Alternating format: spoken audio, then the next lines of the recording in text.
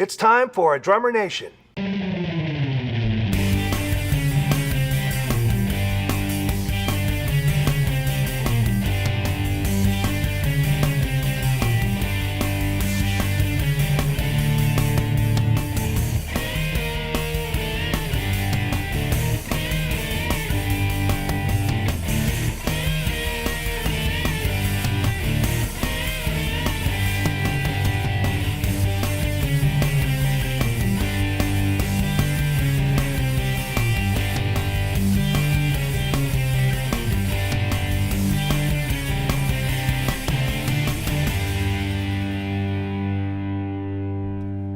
Welcome back to Drummer Nation.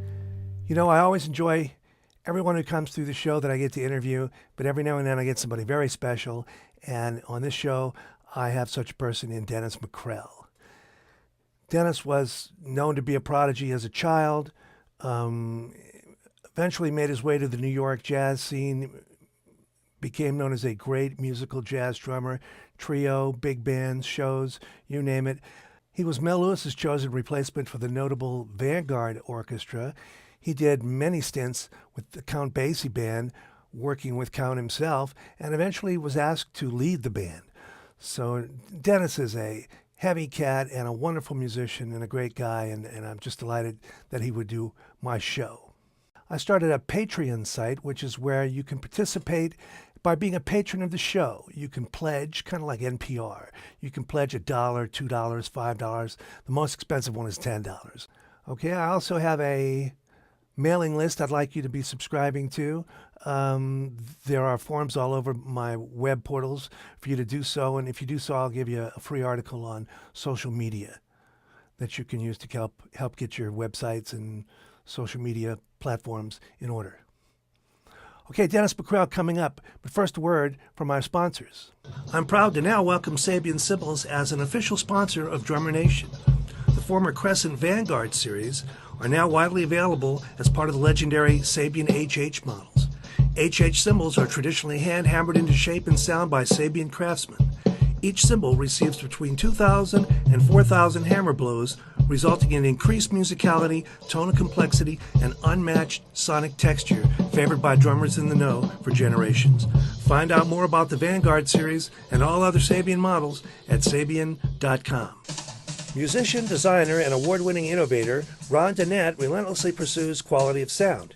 Every Dennett classic drum is crafted completely by hand, carefully assembled one at a time, and personally signed by Ron himself. The shell weights are tuned for optimal performance, giving each one inherent resonance, full-range dynamics, and a pure, rich tone.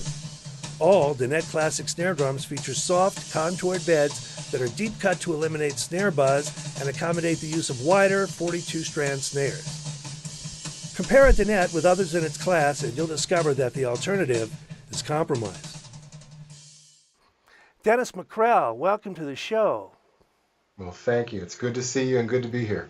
Thanks for doing it. You and I knew each other through the cymbal company, but I've been a big fan of yours for much longer than that.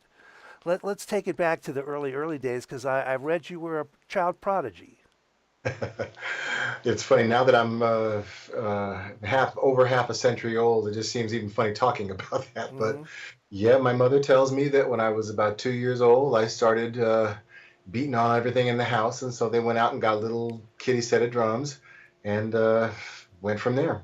So it was manifested as drumming right away. It was clear. It was one of those things where I had to just, it was all about rhythm. So I just was beating on everything, and they got sick of that.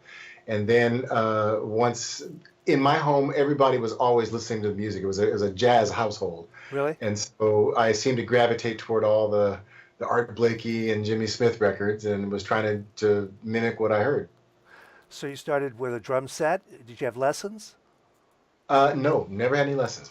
Never? Well, I had my mother, when I was about, I guess, 6 or 7, took me to one teacher, and he basically said, no, he really seems to have a kind of a natural gift, and to basically, I think what he was really trying to say was that he's a little too young for formal lessons at this point. Just let him develop and see how it goes, since he really seems to be naturally drawn toward the instrument. So that was it. You were able to intuit all those things? I guess so.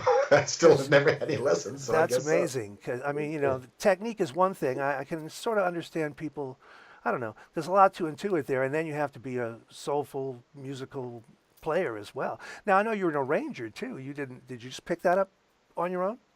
Yeah, basically. I never, I keep saying I've never had any lessons. At the same time, I was blessed to grow up in a family where it was not just good music, but great music. Hmm. And, then I was also blessed because at, I think the first time I ever got a chance to start playing with like older musicians, my mother used to take me to clubs, and all the older players would take the time to let me sit in and talk to me. I could see what they were doing. All of the older drummers who let me sit in were very helpful. So every time that you're studying somebody, every time you hear something, it's a lesson. Hmm. No, it's not a formal lesson in a room and someone saying, well, you should get this and get that. Um, But if you're paying but attention, it's a lesson.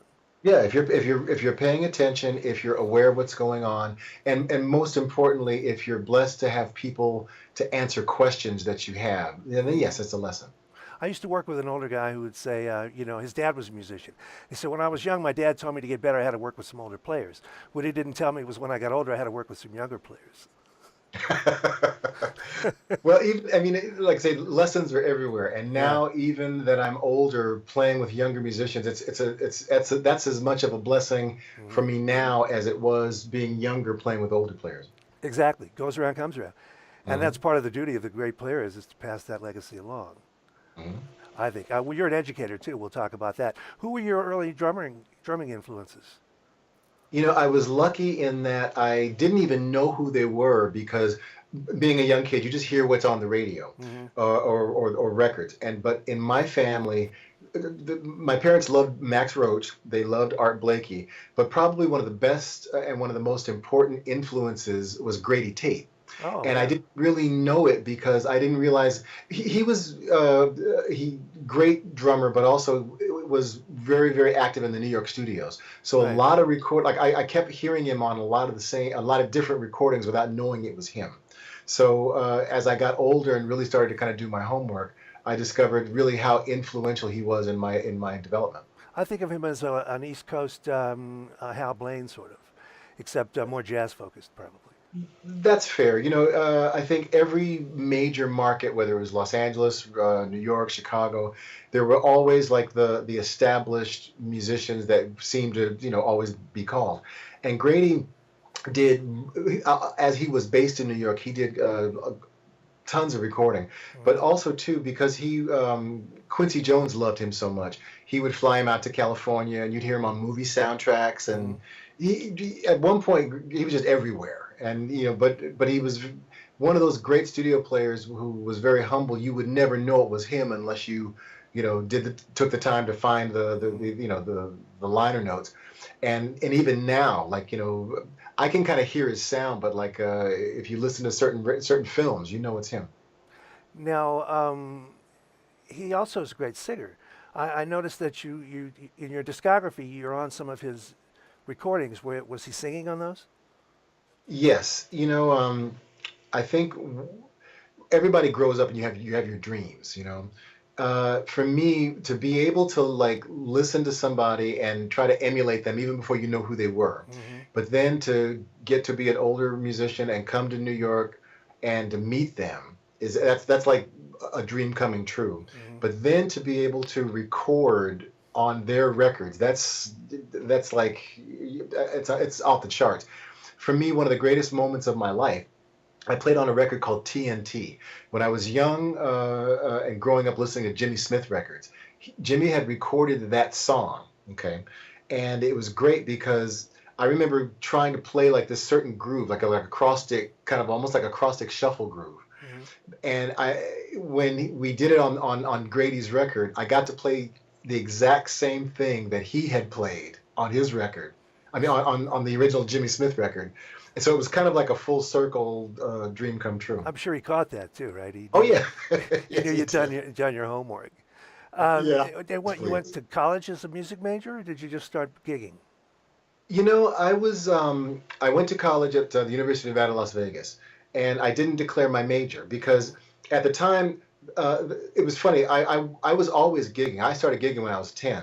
And I was so busy working, I didn't even really think too much in terms of like, I'm going to go to school and get a degree and start my formal education, because back at that time, the main thing you were going to do if you were going to go and get your degree was to teach. And so I, I barely got out of high school because 3 weeks before the graduation, I got a call to go on the road for like 2 weeks. I was lucky in that, like, my teachers let me go. My mother was very, very supportive, and she said, no, if this is what you really want to do, then go do it. But I was lucky in that by the time I came back and took all my finals, I was able to graduate. But that was always playing was always my main focus. I was blessed because UNLV at that time, and still to this day, they still have a great program, and they're very much focused on performance, and in terms of the music department. So the band was great.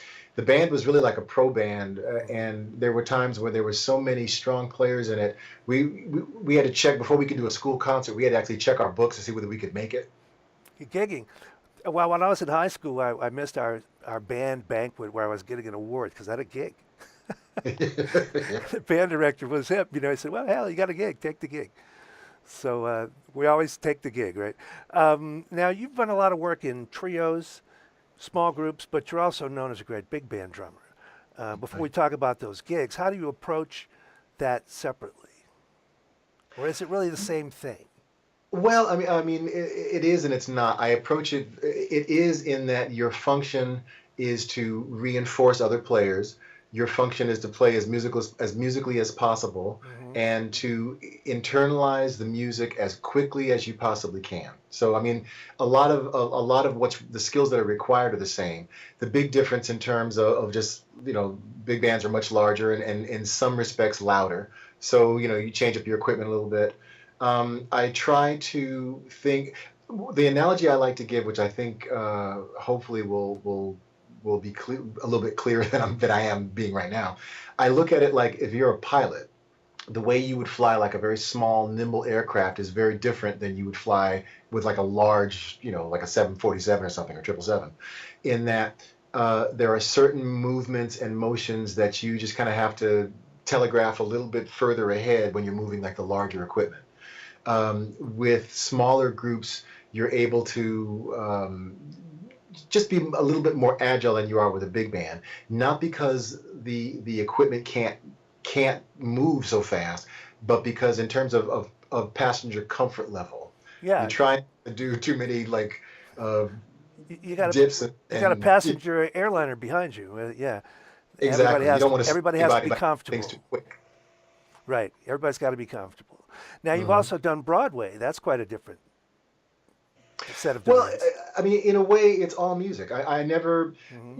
I think these days people grow up and they think, I'm going to grow up to be a jazz musician. I want to grow up to be a rock player. I wanted to be a professional musician. Hmm. That was really from the moment I knew I wanted to play for a career.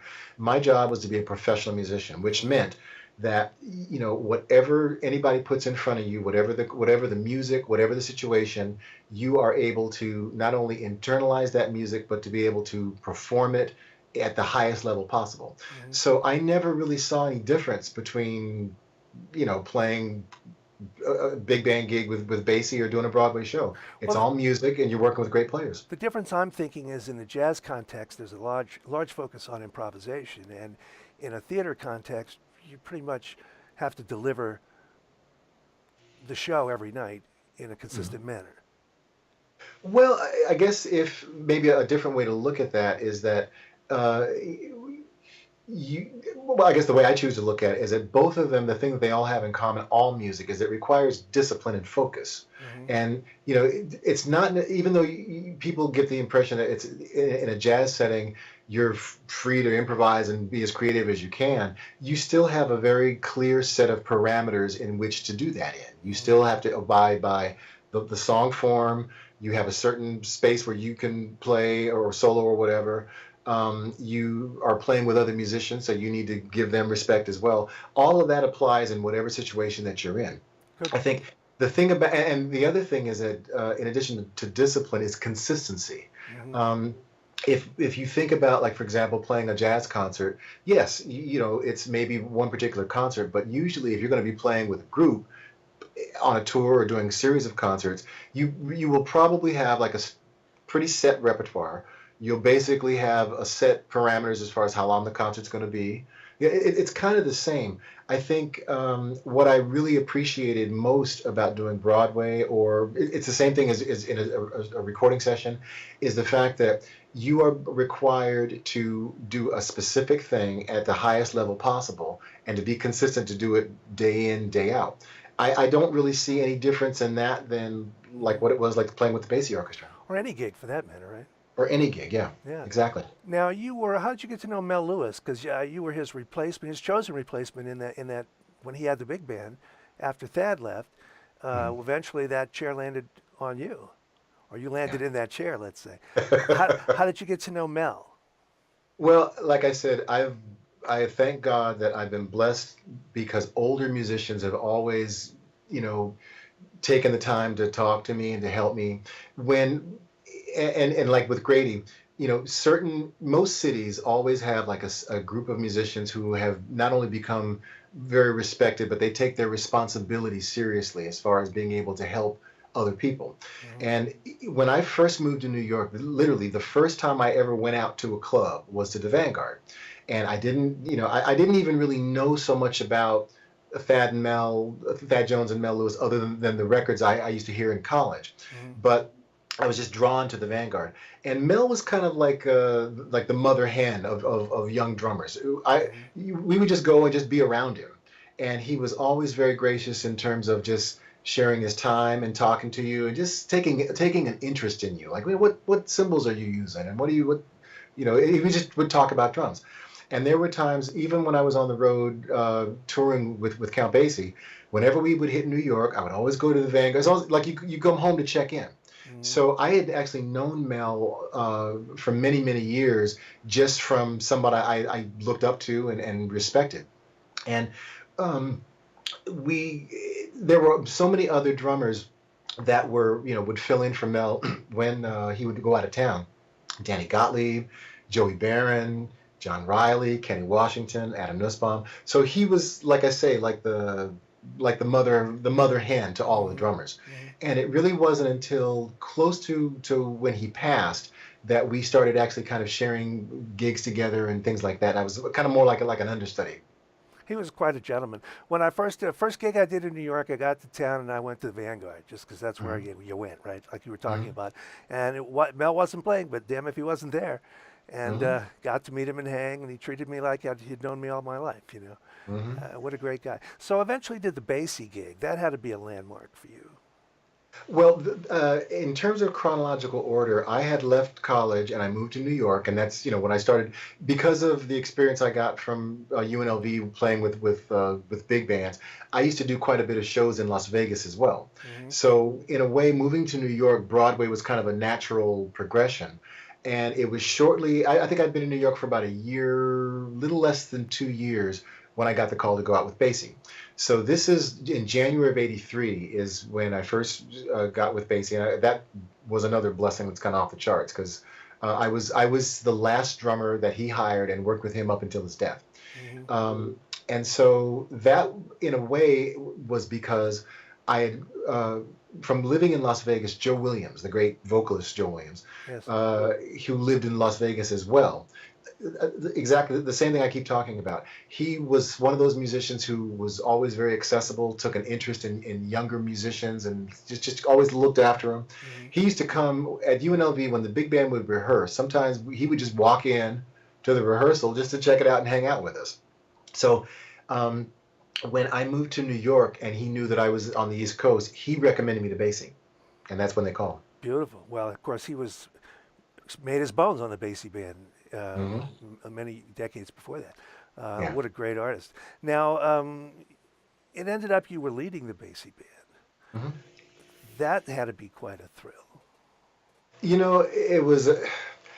I think every time you get a chance, like I say, as a young player, we all have dreams. Maybe there's a recording that you hear, and there's just something about it. You say, "Boy, I sure wish I could do that."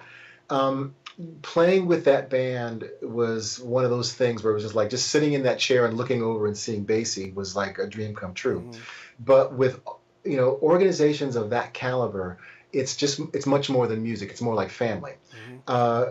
Even after I left the band and moved back to New York and started doing work, for example, working with the Vanguard Band, or with Hank Jones or George Shearing, you still keep that connection. And for all of the leaders that came on the band after Basie passed, when Thad Jones had the band, and Frank Foster and Grover Mitchell and Bill Hughes, anytime that there was a situation, if they ever needed a drummer or somebody couldn't make it, they would call and I would always go back. Hmm. So when they contacted me about leading the band, it was one of those things where it was like going back to help the family. Right. And again, it's one of those, to sit in the chair and to play that music was a blessing. To be able to help the band, and by conducting it, to be able to stand in front, to be able to count off the tempo of some of those songs that we all grew up listening to, and to stand directly in front of the band and conduct April in Paris. Again, I Goosebumps. think I'm one of the most blessed people in the world. Yeah, I could get goosebumps hearing you talk about it. So you were out front at that point, right? That's right. No, I stood in front and actually conducted the band, which is pretty much, I do quite a bit of that now as a result. Well, let's talk about education because I know you're an educator. Where do you teach? I'm a professor at Queens College in Flushing, New York. And you do clinics and workshops and residencies and such? Still do clinics and workshops. I Again, from the example that I learned from all of the great musicians that really just took the time to help me, I can't think of a better job than to be able to be in that position. And I've been at Queens now for several years. Officially, this last year was my first year as far as full-time faculty. So I'm scaling back some things. I still go out and do quite a bit of workshops and clinics and everything, but Queens is kind of where my home is, where my heart is at. Now, do you have a central teaching philosophy that would sum up what you're about as a teacher? Uh, I I mean, would. I'm interested because you didn't come up through the book route. You're not Mm. one of those guys that, and you're more of a passionate, listening, um, in the moment. How does that affect your teaching? When you asked, do I have a central philosophy? My first reaction was, what I'm learning is that when you are, it takes a long time to become a really great educator. I mean, like, I'm really just kind of like, even though I've been doing clinics and workshops for a long, long time, Hmm. in terms of going to a school or maybe doing like a week or a day or whatever, to be a great teacher, it's like anything. It just takes a long time. So I would say I haven't had the position that I have now long enough to say yes, I've developed this great philosophy. Hmm. But what I do believe is exactly what I saw firsthand when I was 5 and 6 years old. In that, it's important that it's important that you give back. Number one, that you give to the younger people. It's also important that the music that how the music gets across is something that's going to support somebody else. uh, I think I see myself not so much as a drummer, but as I used to call myself a rhythm section specialist. That's what I feel most comfortable at. A, being a drummer, but also Hmm. bass was my second instrument. And being that is primarily a support position, whatever I try to do in terms of reinforcing, be it a bass player or any of the other musicians in the band, I think that's pretty much where I like to start from. So in terms of, I guess, a perspective I try to just share with my drummers is to do things that in a way empower someone else. Like I said, that was kind of the very beginning lesson from when I didn't even know what a stick was. Somebody gave me the information that empowered me to do what it is I do. That's a So, that's a great philosophy. My friend Jamie Haddad likes to say his job is to make the person next to him on the bandstand sound a little better. mhm. That's great, and it's actually a lot shorter than what I just said. See, Well, we it's all get to the same place, but I mean that's what it's about. We're supportive musicians, and it's real uh, easy to show off as a drummer and play fast and loud, and be a pain in the ass and never get called back again. Okay, so I have to ask you the question, the 800-pound gorilla in the room when I talk to educators. We all know the industry has changed dramatically, and there's not nearly as much work as there used to be. So where are these guys going, and how do they best prepare for that? Well, the first thing I believe is that you can look at a glass half empty or half full. You can say there's not nearly as much work as there used to be. I like to think there's not nearly as much work as there's going to be. Yeah. Because what I find is that, I mean, even now, a lot of times when people are trying to make decisions based on the information that they have available, you and I 10 years ago, maybe even 5 years ago, had no idea that all of a sudden lessons online, here we are, you're in Georgia, I'm in New York at the moment. Here we are. The world has become so much smaller due to technology. I think it's still gonna take a little bit of time for our imaginations to really catch up with the speed of the technology. But they will. But they will. And I think that when that starts to happen, there's going to be so much going on to where you're going to be so busy you can't even believe it.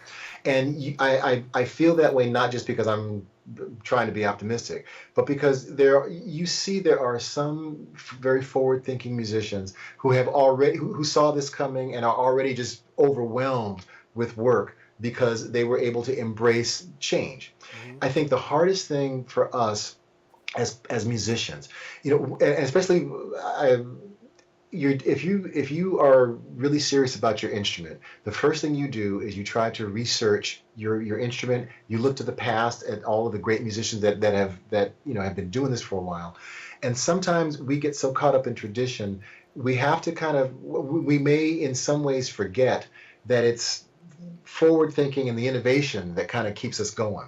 And I think sometimes we're so busy looking back, we don't really think about looking forward.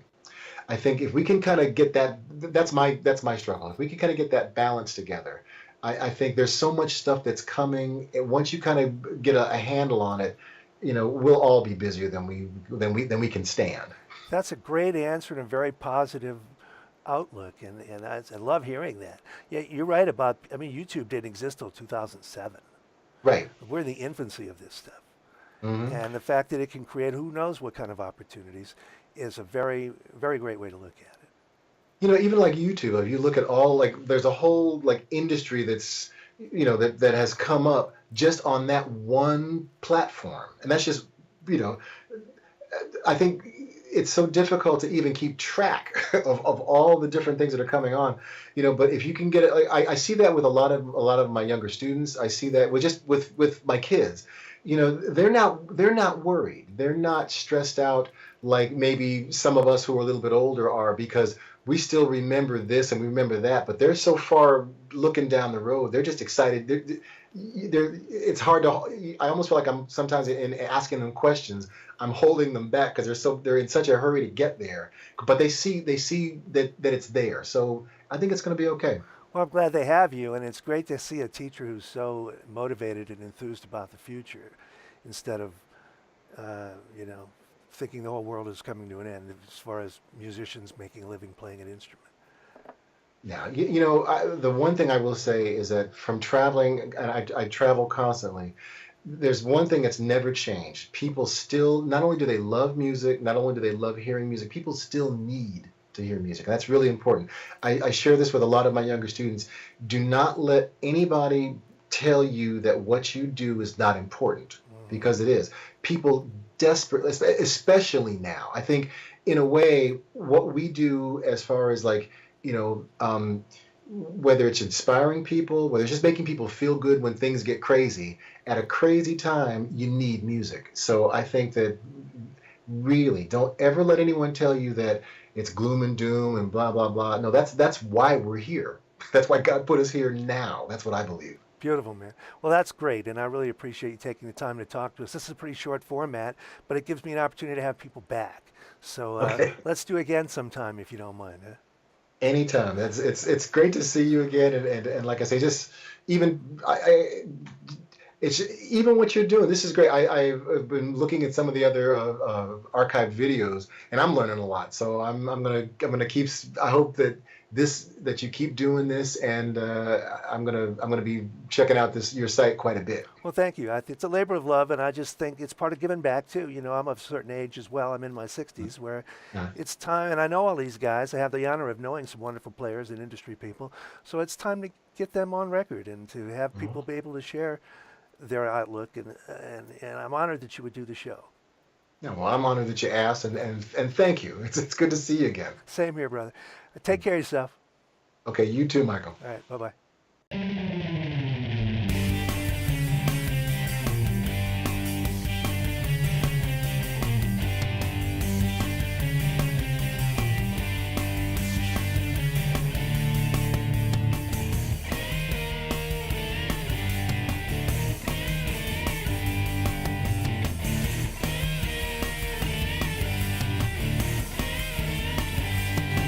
This is your host, Michael Vosbein, and I want to thank our friends at Atlanta Pro Percussion, Danette Classic Drums, Sabian Cymbals, and Classic Drummer Magazine.